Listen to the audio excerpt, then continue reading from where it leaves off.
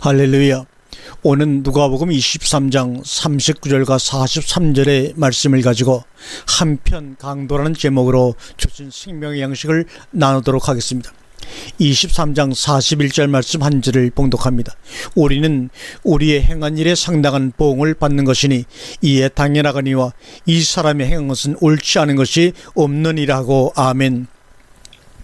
주 예수를 믿기만 하면 구원받는다는 말씀은 틀림없이 진리입니다. 그러나 그 믿는 것이 무엇이냐에 있어서는 100사람이 100가지 견해를 가지는 것이 오늘날 우리들의 실정임을 또한 부인하기가 어렵습니다. 오늘 본문에는 나는 예수 그리스도를 나의 구주와 주님으로 영접합니다라거나 내가 당신을 믿습니다라는 나의 신앙 고백도 시인도 없었던 한 강도의 구원 기사가 나타나고 있습니다. 사실 많은 사람들이 한편 강도, 성경 기록은 행악자로 나옵니다만 강도라는 말에 더 익숙해 있으므로 그렇게 쓰도록 하겠습니다. 이 한편 강도의 믿음과 구원에 대해서도 너무나 피상적으로 생각하는 경향이 있습니다. 그런데 이 강도의 삶과 믿음을 전혀 엉뚱한 사실에 접목시켜 진실을 호도하는 데 이용하기도 합니다. 예를 든다면 이제 막 운명하는 사람 앞에서 이 강도의 예를 운운하며 당신도 예수만 믿으면 구원받고 천국에 갈 터이니까 어서 예수 믿는다고 하라고 강권하는 모습이 그런 것입니다. 얼핏 보기에는 죽기 5분 전에 이 강도가 질수 좋게도 예수를 믿어 천국 간 것처럼 이해되어지는 본문을 통해서 짚고 넘어갈 점이 있다면 과연 예수가 나의 죄 때문에 예수가 죽어야 하느냐 하는 점입니다. 오늘날 대부분의 기독교인들이 금과 옥조처럼 믿고 감사하는 사실은 예수님이 우리를 위하여 우리 대신 십자가에 죽으셨고 우리는 그것을 믿음으로써 구원받는 사실입니다. 이러한 교리는 서기 2000년대를 살고 있는 현대인들에게는 맞을지 모르지만 적어도 오늘 본문의 주인공인 한편 강도에게는 맞지 않는 이론입니다. 왜냐하면 분명히 이 한편 강도는 예수님에 의해 구원이 확인된 사람임에도 불구하고 이 한편 강도의 의식 속에는 전혀 예수의 죽음이 자기 죄행에 자기 죄로 인해 대신 속죄라는 것을 믿을 수도 없었고 또 사실 믿지도 않았기 때문입니다. 어떻게 그렇게 당신은 말할 수 있습니까? 라고 항의하실 분이 있습니다. 본문 41절을 다시 한번 보겠습니다. 우리는 우리의 행한 일에 상당한 보응을 받는 것이니 이에 당연하거니와. 지금 이 강도는 자기가 행한 삶이 십자가를 져도 아무 할 말이 없는 죽어 마땅한 죄인이라는 사실을 분명히 했습니다. 뿐만 아니라 자기가 예수를 믿어 구원이라는 것을 받아보겠다는 그런 얄팍한 계산도 일말의 미련도 없이 죽음에 임하고 있는 것입니다. 왜냐하면 자기는 가장 확실한 죄인이기 때문입니다. 그래서 그는 자기의 죄 때문에 지금 십자가에서 죽고 있는 것입니다. 어찌 이 사람에게 가서 당신의 죄 때문에 예수 그리스도께서 십자가에 달려 돌아가셨다고 얘기할 수 있겠습니까? 만일 그랬다면 돌아오는 반응은 틀림없이 천만의 말씀이요, 나는 내가 지은 죄 때문에 나의 십자가를 지고 내가 죽었다 울려올 것입니다. 은혜라는 것은 죽을 뻔하였다가 살아나는 것이 아닙니다. 죽고 다시 살아나는 것입니다.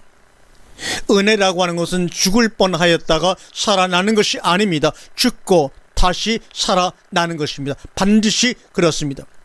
오늘날 많은 기독교인들에게 은혜가 없는 것은 바로 이 죽음이 없기 때문입니다. 죄는 자기가 죽고 죽기는 예수가 죽는다는, 죄는 자기가 짓고 죽기는 예수가 죽는다는 그 일확천금을 꿈꾸는 복부인과 같은 심보라 해도 지나치지 않습니다. 예수님은 나를 대신해서 죽어 주어야 하는 의무를 지고 이 땅에 나신 것이 아닙니다. 여기서 우리가 하나 짚고 넘어갈 것은 나를 대신해서입니다. 대신 죽는다는 것은 죽을 짓을 한 사람을 대신해서 죽을 짓을 하지 않은 사람이 죽는 것을 의미합니다.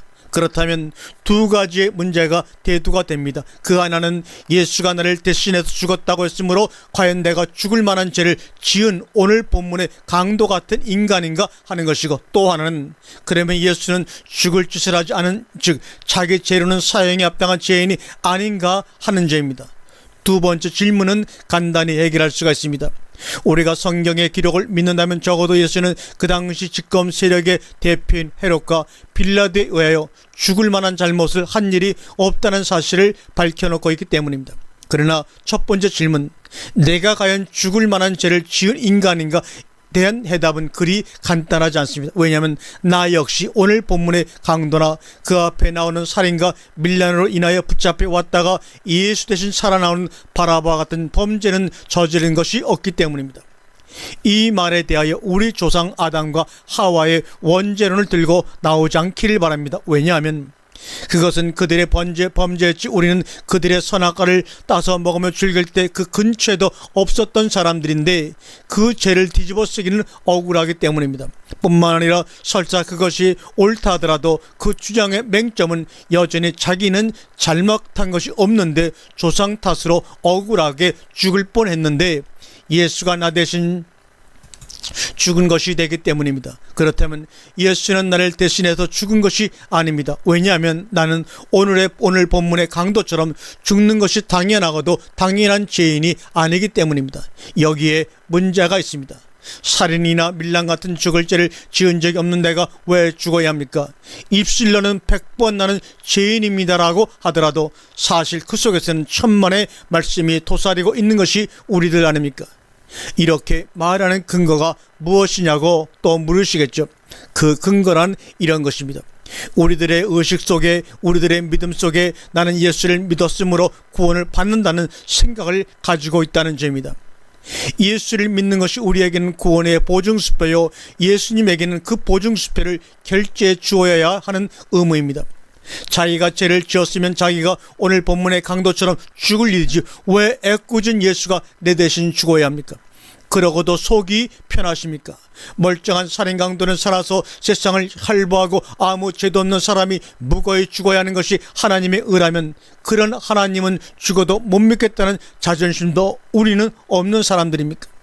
예로부터 우리 대한민국은 염치를 알고 체면을 중시하는 좋은 전통을 가지고 있었습니다. 그런데 그럼에도 불구하고 죄인은 자기가 짓고 그 대가는 생명 문제에 예수가 짊어졌다는 사실에 대하여 왜 감사하고 앉아 있습니까?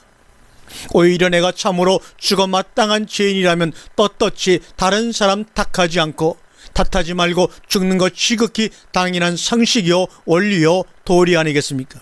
아무리 예수 그리스도가 나를 대신해서 죽어주겠다고 하더라도 손톱만한 양심과 특길만한 염치만 있더라도 어떻게 감히 그래 주십사 하고 얼굴에 철판을 깔 수 있느냐 하는 것입니다. 그러나 오늘날 너무나 많은 사람들이 그러한 예수의 죽음을 감사하고 있습니다. 이게 감사할 일인지 아니면 통곡할 일인지 여러분 한번 분별해 보시길 바랍니다. 한마디로 죽을 만한 죄인은 아니라는 증거입니다. 현장에서 가늠하다 붙잡혀온 여자가 아니라 가늠하고 있는 여자를 붙잡아온 서기관과 바리새인들 팀에 끼어있는 나이기 때문입니다.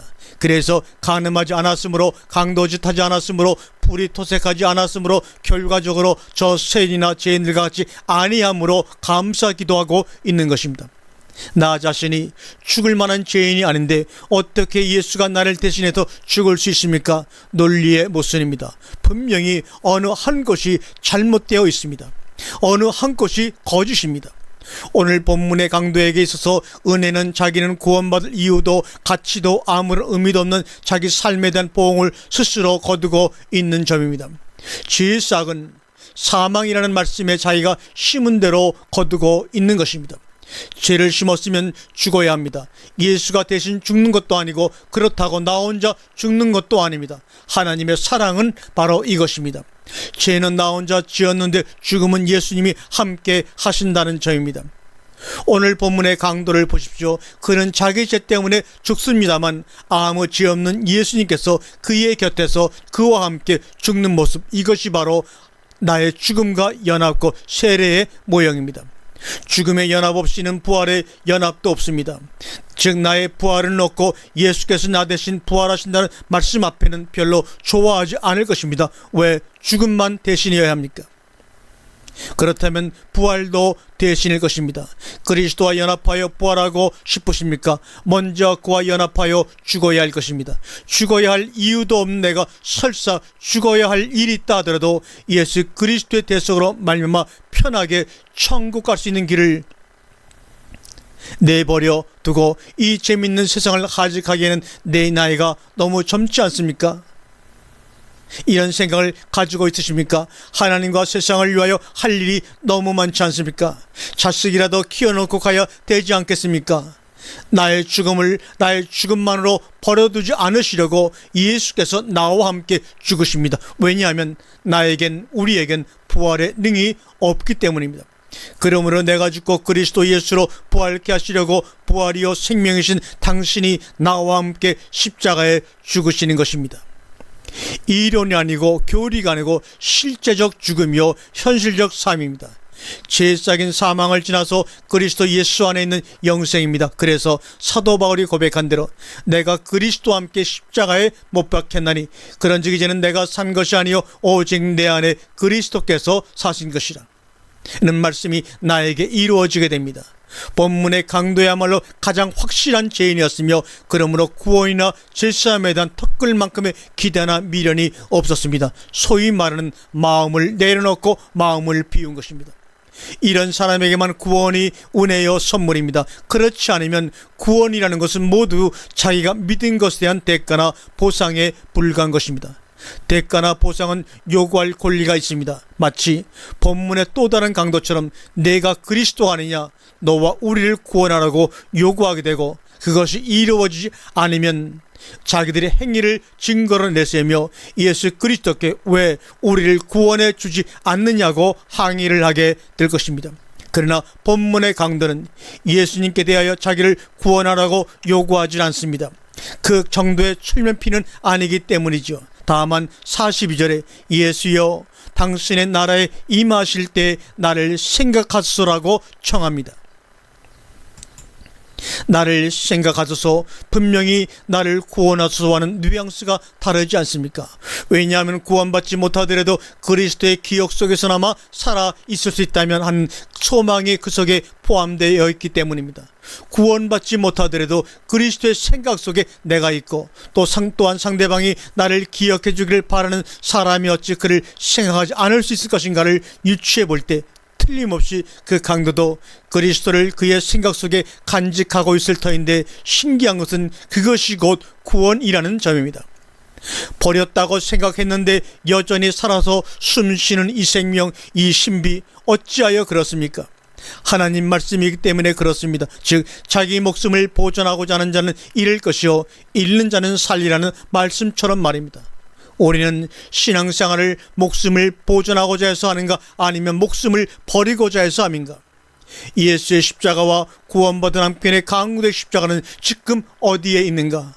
찬송가 구절처럼 멸시천대의 십자가는 감수할 수 있을지 모르지만 과연 나를 죽이는 그 십자가 어디에 있는지도 모르면서 우리는 2018년의 부활절을 또 어김없이 지키고 지나갔습니다.